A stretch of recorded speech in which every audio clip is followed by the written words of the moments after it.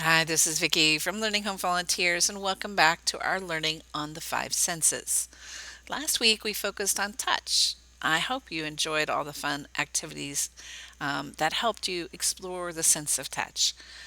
This week we're going to focus on sight and start learning about hearing. Ready to get started? This is activity number 4 entitled Without Sight. For all the activities in number 4, your learner will have the eye mask on. Make sure they can't see. You may have to adjust the straps to make sure that it's tight enough for them not to see underneath. We use our eyes so much in our day to day. Seeing makes it easier to move, seeing makes it easier to eat, seeing well, actually keeps us safe. The easiest way to drive home the importance of sight is to try and do some things without it. Our first challenge is to have the child draw or write, and you can start that exercise by having them draw a smiley face while they're able to see. Now go ahead and put on that mask and have them try again. Was it easier? Was it harder?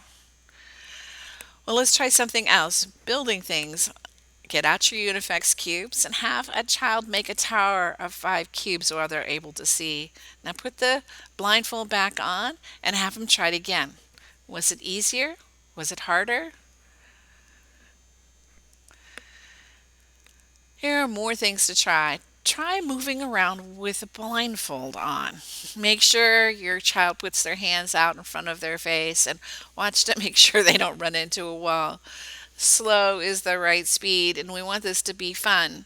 So, as you take your tour walking with supervision around the house, can they find the chair across the room? How easy was it? What kinds of things got in their way? How did they know they were close to the chair? What did they have to be able to do to sit in the chair? Well, how about eating with blindfold on? We could try finger food first, maybe an orange slice or an apple slice, or maybe trying to eat with a fork or taking a drink out of a cup. All of these are going to be quite the different experience for them. How about getting dressed? Can they zip their jacket with their eyes closed, button their shirt? How about telling relative size? Can your learner put 3 objects in order in size order without actually seeing it? A small car, medium car, large car. Well, you should have them try it out, find out. Another aspect of if color or seeing is the ability to see colors and things around us. This is activity number 5, and in your box you will find a bag containing color pieces. They are all blue, but different shades of blue. Can your learner order the blues from light to dark? These gradients of color going from dark to light are all the same base color like in our first set of greens. Each shade is different, a little lighter than the previous one.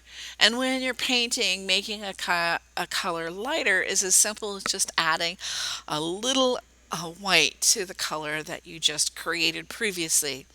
The next time they paint, see if they can't make a range or gradient of colors or of greens or blues. This is activity number 6, and in your box you'll find a paper mark 6. We're going to go on a listening scavenger hunt outside. So have your learner bring their paper with them, and when the child hears something on the sheet, have them cross it off. Where did you have to walk to hear all the sounds? Did you hear any sounds that weren't on the sheet? Maybe a cat or a dog or a garbage truck. I don't know.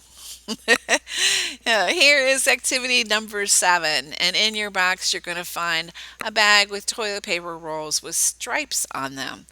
Inside the paper towel rolls are different types of objects. Your learner needs to find the pairs of toilet paper rolls which sound the same, and then guess what they think is inside making the noise. Once they think they have all 3 pairs of sounds that match, you can open one side and see what made the noise. Any surprises? This is activity number 8, and in your box you're going to find a whisper phone. These are used in school to help children work on their pronunciation, pretend that they're on the phone, and allow them to read over the phone. So let's try it. What you want to do is choose a picture book and have the children identify the objects in the pictures and actually say it.